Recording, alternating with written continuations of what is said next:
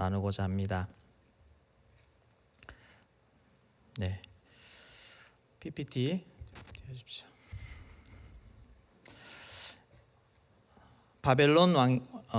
바벨론의 공격이 이스라엘 앞으로 이렇게 다가오고, 당시에 국제 정세가 애굽과 바벨론의 두 강대국이 그렇게 싸움으로 주변의 상황들이 이렇게 정리가 되는 그런 상황에 놓여 있었습니다. 주변에 여러 작은 나라들이 있지만 그들의 운명이 이 강대국들의 싸움과 그 결과에 따라서 달려지는 그런 상황, 그런 시대 속에서 이스라엘도 어느 편에 어느 쪽으로 붙어야 되는지, 또 어디에 그렇게 들어가야 되는지 그런 고민을 많이 해야 되는 그런 상황입니다. 이 유다뿐만 아니라 주변의 에돔, 모압, 암몬, 두로, 작은 나라들 다 마찬가지입니다. 여기서 지금 어떤 입장을 취해야 될 것인가, 이것이 너무너무 중요한데, 분위기는 바벨론을 대적하고 애굽의 편이 들어서 그렇게 서 있는 쪽이 우세했습니다. 그래서 예루살렘에 주변 나라들 신하들이 모여서 그렇게 서로 함께 조약을 맺는 그런 일들이 있을 때, 그때 예레미야가 그들에게 찾아갑니다. 가서 그 사신들에게 하나님의 말씀을 전하게 됩니다. 너희들 바벨론 편에 서야 된다, 그런 얘기를 전하는 것입니다. 압도적인 여론이 애굽 쪽에 서야 된다는 그런 상황 속에서 예레미야는 한 번도 뜻을 굽히지 않고 우리나라는 바벨론에게 항복해야 됩니다, 바벨론에게 가야 된다는 그런 얘기를 할 때, 예레미야는 정말 나라 사람들로부터 매국노 취급을 받았습니다. 그리고 국가 왕과 신하들로부터는 반역자로서 몰렸습니다. 그리고 감옥에 갇히고 죽을 위험에 놓였는데 겨우 목숨을 부지하는 그런 처지까지 가게 됩니다. 이런 모습, 하나님의 사람으로서 이 땅의 정세를 그렇게 예지하고 또 백성들에게 지도해야 되는 상황 속에서 이런 모습을 취한다면 참 인기를 얻기는 어려울 것 같습니다.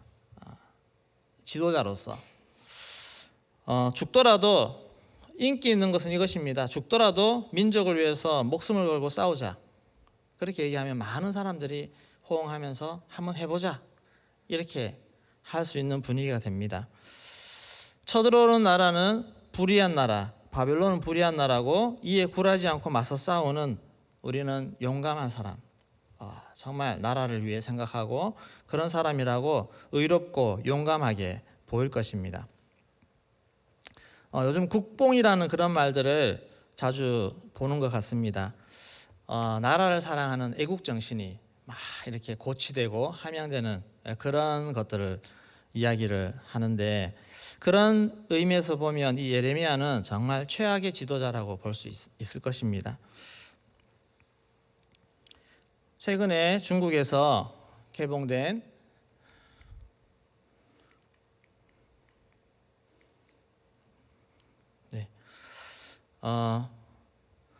글자가 읽혀지십니까?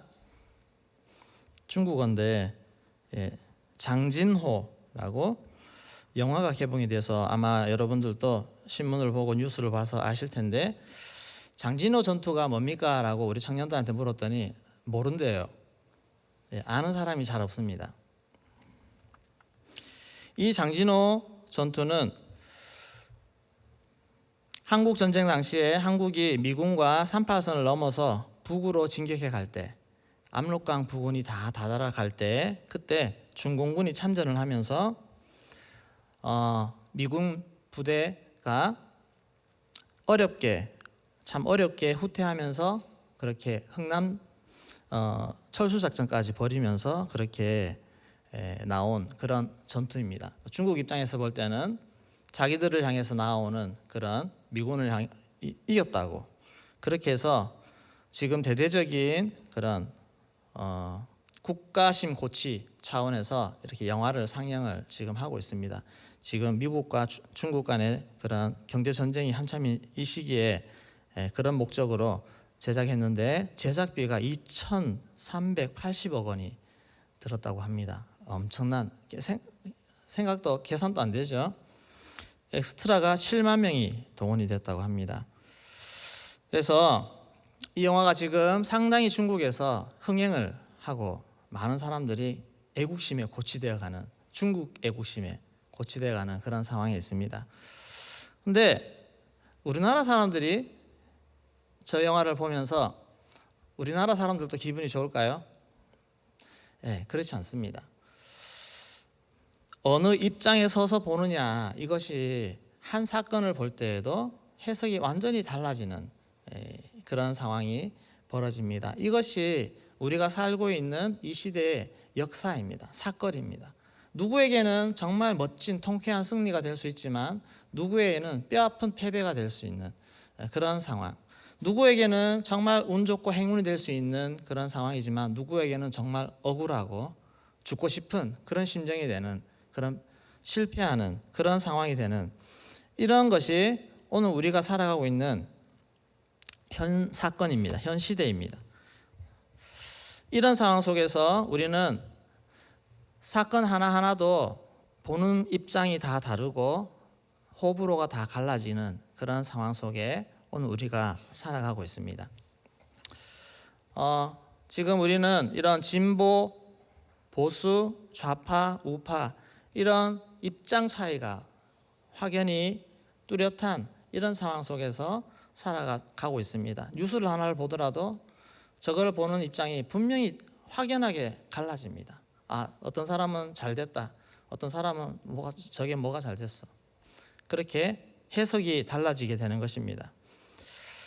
우리가 이런 두 입장을 벗어나서 저는 우리 한국 교회가, 우리 성도님들이 어떤 관점에서 오늘 이 시대에 살아가면서 사건을 보고 상황을 보고 판단하고 또 앞으로 어떤 방향으로 우리가 나아가도록 해야 될 것인가, 이것이 참 중요한 문제라고 생각합니다. 예레미야가 그 나라가 닥친 위기 앞에서 다른 사람들의 여론을 쫓아가는 것이 아니라 하나님의 음성을 듣고 그렇게 자기가 심지어 죽더라도 그가 고수한 것은 하나님의 음성이고 하나님의 뜻이었습니다.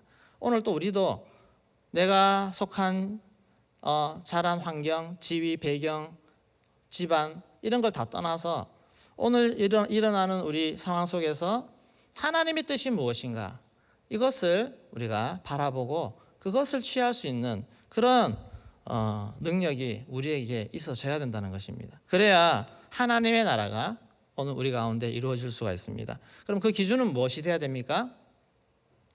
성경적이냐, 성경적이지 않느냐, 하나님 나라가 확장되어지는 그런 일에 도움이 되느냐, 도움되지 않느냐, 이런 것이 가장 첫 번째 기준이 돼야 됩니다. 개인의 이익을 넘어서 하나님의 말씀에 합하냐, 합하지 않느냐, 하나님 말씀의 진리냐 아니냐, 이것이 제일 핵심적인 기준이 돼야 됩니다. 그러면 명확해집니다.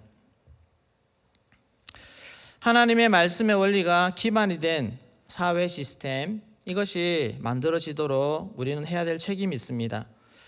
기독 정치인들이 하나님의 말씀의 원리에 입각한 법안들을 자꾸 만들어내서 사회가 그런 시스템 아래서 사회가 진행되도록 그렇게 만들어 가야 되는 것입니다. 그리고 말씀의 원리를 거스르는 그런 법안들이 나올 때 우리는 그것을 막아서야 될 책임, 의무가 우리에게 있다는 것입니다.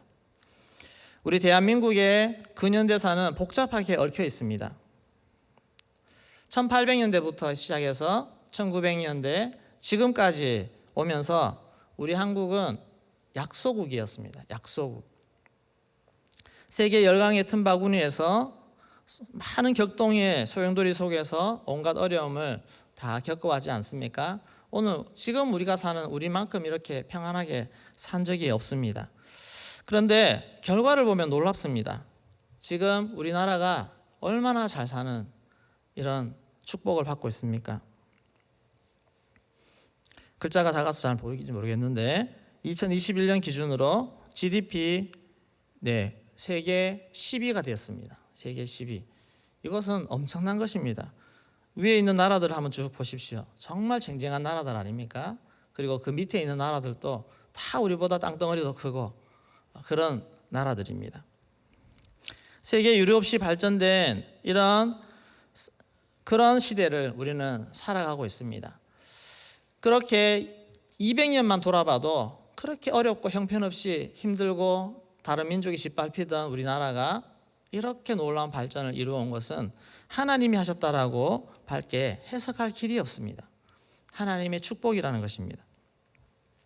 그래서 오늘 저는 어떤 것이 하나님의 축복이었고 하나님의 인도하심이었는가라는 부분을 조금 살펴보고자 합니다. 하나님이 만드신 나라, 하나님이 어떤 식으로 대한민국을 만들어 주셨는가 하는 부분을 살펴보겠습니다. 먼저 선교사님을 보냅니다. 이 땅에 선교사님을 보내셨습니다. 1882년도에 미국과 우리나라가 통상조약을 맺습니다. 그 이후에 외국인들이 합법적으로 들어올 수 있게 되었는데, 그렇게 되자 2년 후에 1984년 9월에 알렌이 미국 공사관 의사로 그렇게 한국에 들어오게 됩니다. 정식 선교사는 아니었지만 의사로 와서 그렇게 지내게 되었는데, 그해 12월에 갑신정변이 터졌습니다. 그리고 명성황후의 조카 민혁익이 칼에 맞아서 심각한 부상을 입게 됩니다. 그때 이 알렌이 그 민혁익을 치료를 해줍니다. 치료해서 낫게 합니다. 그리고 나서 이 서양 의술에 대한 신뢰도가 확 커지고, 그리고 나서 미국인 선교사와의 그런 관계들이, 좋은 관계들이 맺어지게 됩니다. 그리고 나서 미국 선교사들이 하는 많은 사업들, 학교를 세우고 병원을 세우고 하는 이런 일들에 우리나라에서 적극적인 지원이 가능하게 되었습니다. 이렇게 태클을 거는 것이 아니라 잘 지원해주는 그런 분위기가 마련이 됐습니다. 그래서 이렇게 광해원 최초의 근대식 병원도 세워지고, 뒤에 아펜젤러 선교사님이 85년도에 들어와서 이분은 배제학당을 짓습니다. 배제학당을 짓고, 이 배제학당도 고종 황제가 이름을 하사하고 다 해주고, 그렇게 우리나라 왕실과 직접 밀접하게 관계를 맺어가면서 이렇게 발전을 해갔습니다. 스크랜턴 부인이 또 들어와서 이분은 또 이화학당을 이렇게 만듭니다. 한국의 근대 교육의 시작이 바로 선교사님들부터 시작되었다고 하는 것은 누구나 다 인정을 합니다. 언더우드 선교사님 와서 이분들은 이제 고아를 데리고 가르치기 시작하다가 이것이 경신학교가 되고 이것이 연세대가 되어집니다. 그리고 세브란스 병원도 만들어지게 되고, 교육을 보면 우리나라 정말 교육의 근본 시작이라고 하면 다 선교사님들부터, 그들이 세운 학교로부터 시작이 되게 되었습니다. 그리고 우리 한국에 있는 인물들 중에도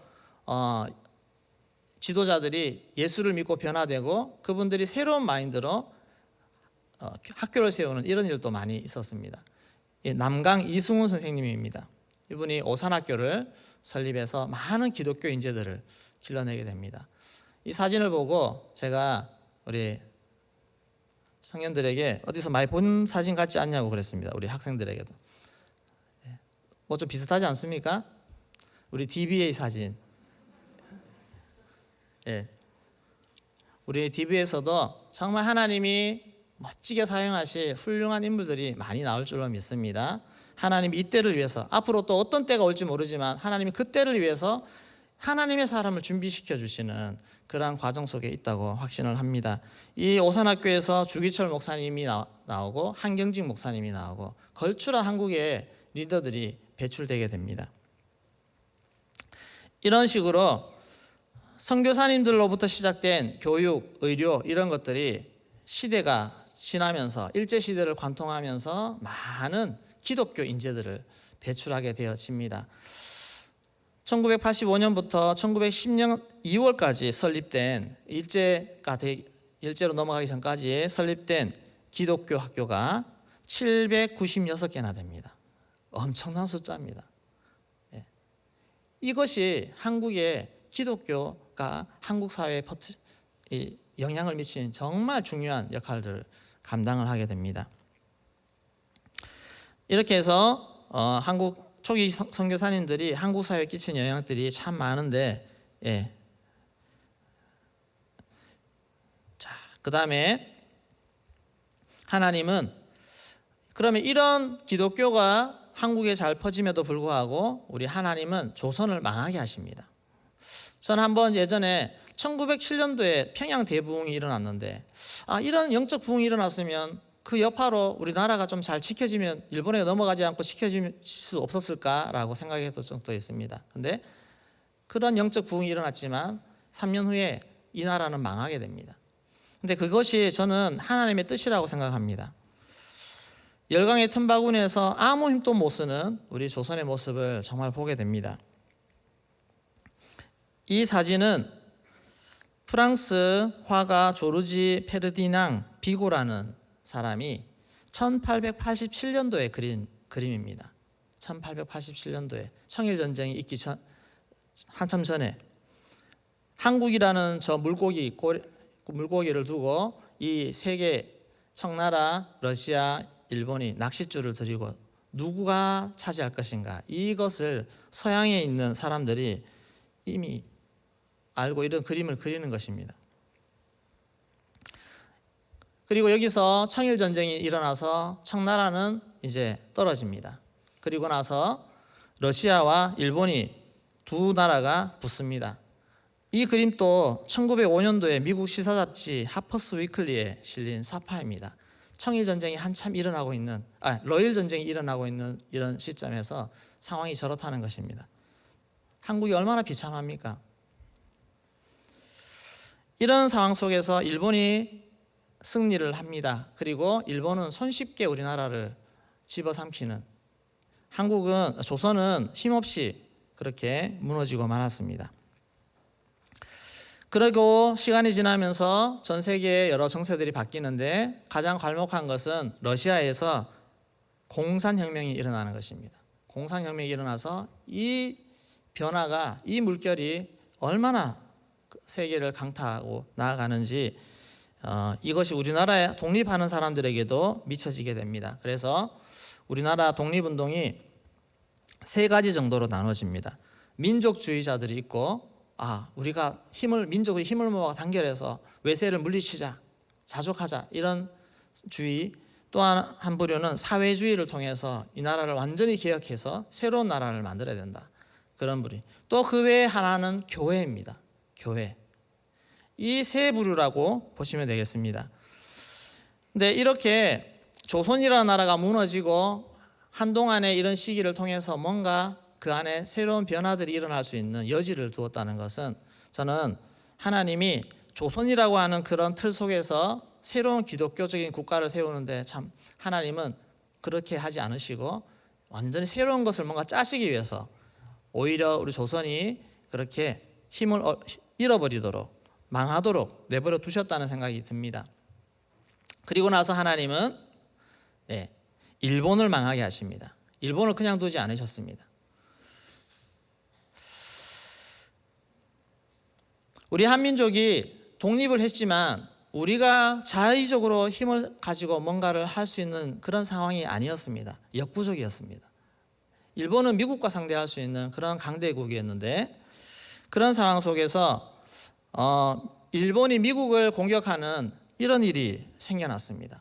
미국도 예상을 잘 못했던 일인데, 근데 이 일을 통해서 오히려 일본은 이것 때문에 망하게 됩니다.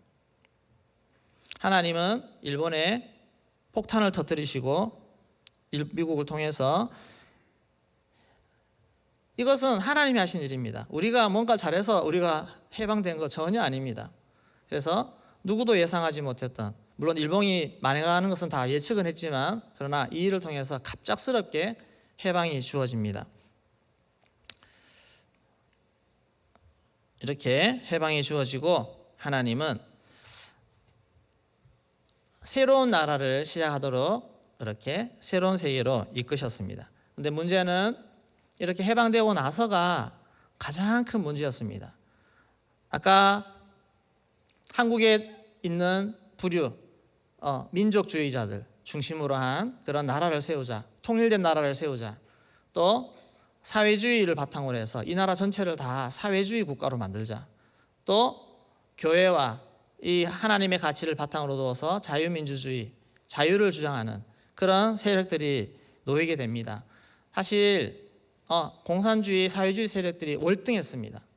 근데 그런 상황 속에서 하나님이 이렇게 북한과 남한이 이런 상황 속에 놓였는데 하나님이 이승만을 통해서 이 나라에 자유민주주의가 세워지도록 하는 그런 일들을 하셨습니다.